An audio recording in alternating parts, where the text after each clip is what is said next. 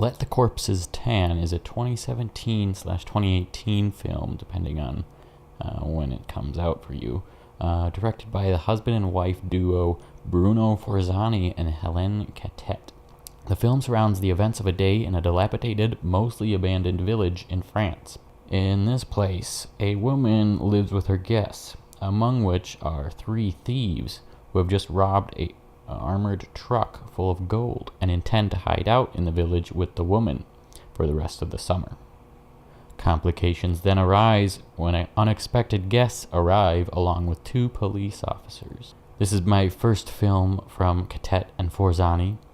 I have had their other films, Amer and The Strange Color of Your Body's Tears, on my watch list for a while, and they have quite a reputation for their style, and that reputation was not in vain, for Let the Corpses Tan has a lot of style. I think initially the most striking aspect to the film is the editing and coverage. The editing is almost non-stop throughout the runtime, continually cutting through faces and objects and visions. Immediately, you can see this film was carefully planned out to fit the pace desired.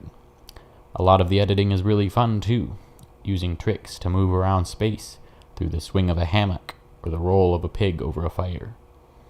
In a lot of these sequences, you can see a lot of homage to the spaghetti westerns. There's a large focus on characters' eyes, their guns, and the gold, all done in a very romanticized and overblown way. You can tell that there was a lot of fun behind the camera in the planning for this movie. The soundtrack, much like the visuals, feels like an overblown Morricone score, or something Tarantino would use. It feels very energetic and meshes really well with the style. The only thing about the movie that stops it from being great, at least for now, is the story.